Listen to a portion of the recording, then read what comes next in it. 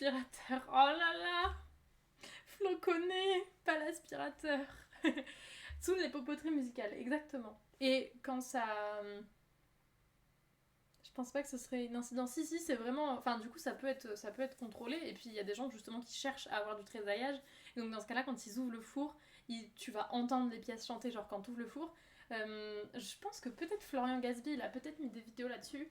Mais Florian Gatsby, qui est un potier sur Instagram... Enfin, qui est un potier à Londres. Et il poste beaucoup sur Instagram. Il y a pas mal de vidéos, des photos qui sont vachement satisfaisantes. OMG. Et... Pardon, café. Ah. Et du coup, lui, il aime bien avoir des émaux qui se tressaillent. Donc tous ces émaux sont un peu craquelés. Enfin, peut-être pas tout, mais genre ces émaux bleu-vert, ils sont craquelés.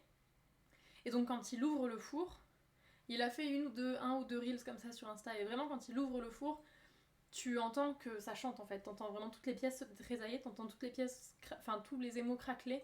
Et du coup, t'as le four qui chante à chaque ouverture. Et donc ça, c'est dû au coefficient de dilatation de l'émail qui est plus petit que le coefficient de dilatation de la terre.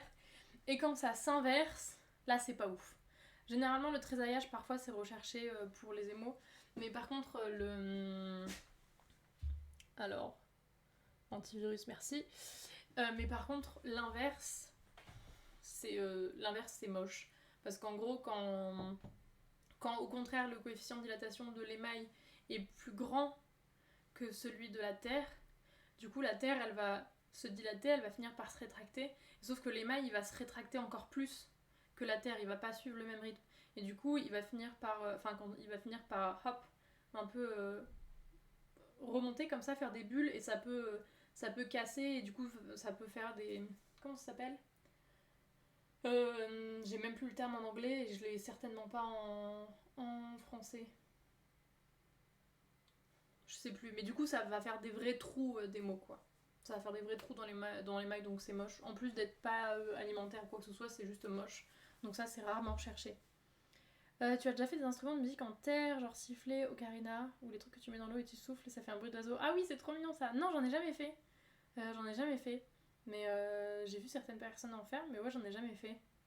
Faudrait peut-être un jour on essaiera. On fera un petit musical de la poterie. J'adore les bretelles. Le flow. Yes. Yes. Avec évidemment des saucisses végé, hein, bien sûr. Bien sûr. Bien sûr, mes petits dalmatiens sont végé. Elle est trop bien cette chemise. C'est ma chemise préférée du monde entier. Bref, on a Kane qui chante du coup.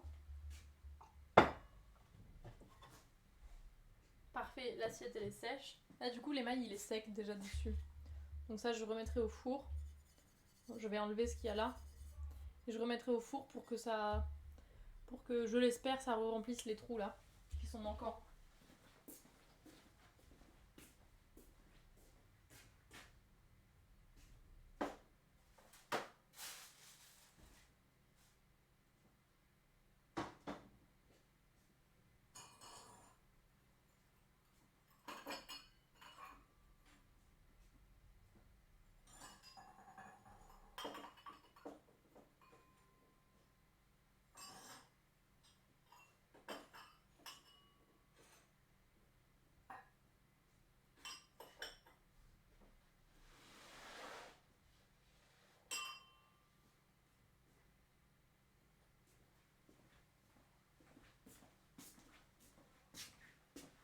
Petit plateau de bol.